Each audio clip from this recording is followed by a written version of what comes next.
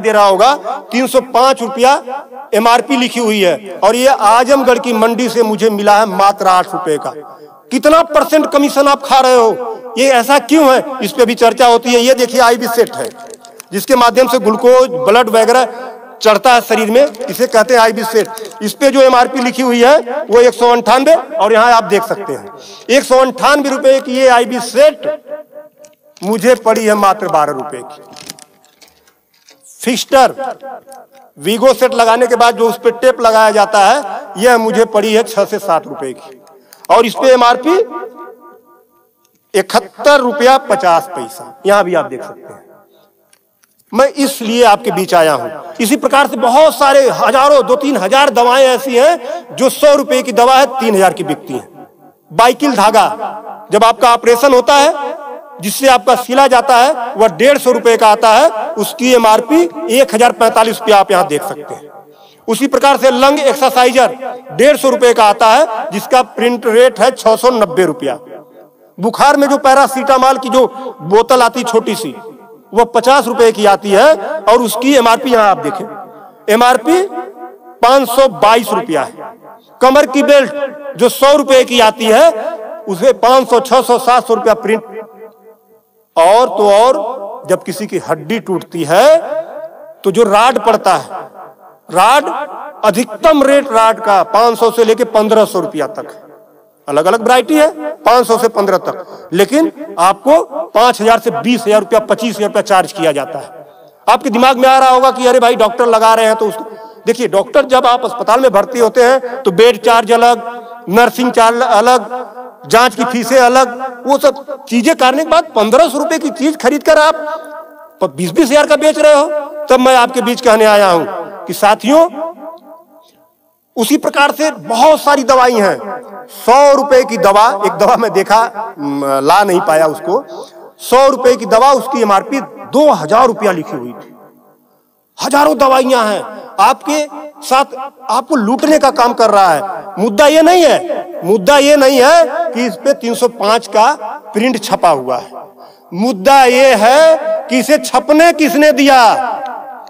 जिसे हमने चुनकर भेजा क्या वो दलाली खा रहा है, कमीशन खा रहा है? 8 रुपए की चीज 305 रुपए का प्रिंट वो छपने क्यों दे रहा है? ये चोरी से थोड़ा ना बिक रही है, खुलेआम बिक रही है।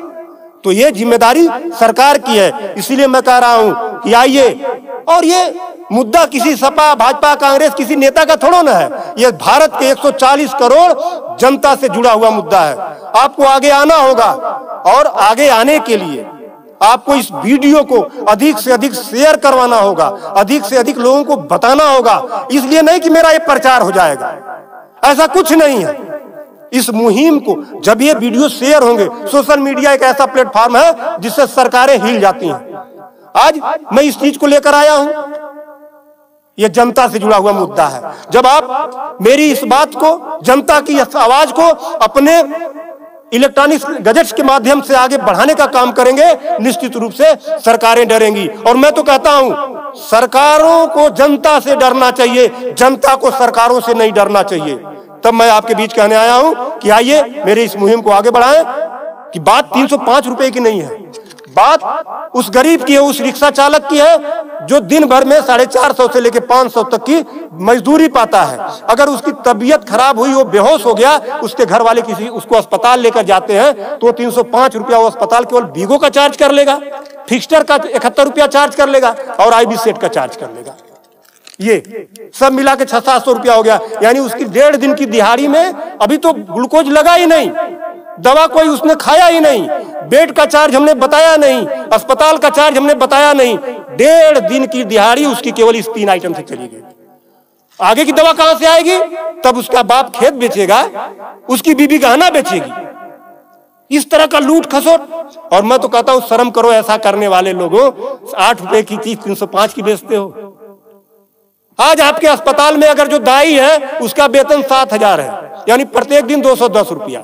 अगर उसकी तबीयत खराब हुई, वो आप ही के अस्पताल में भर्ती होती है तो उसकी 3 दिन की दिहाड़ी केवल इन 3 चीजों की लग जाती है। कुछ तो शर्म करो, कुछ तो सोचो। स्वास्थ्य, शिक्षा, सेवा का क्षेत्र है, लेकिन आपने इसे लूट का अड्डा बना दिया है। सरकारों के मिली भगत से ऐसा हो रहा है। तो मेरा निवेदन है आप लोगों से कि इस वीडियो को अधिक से अधिक शेयर करें ताकि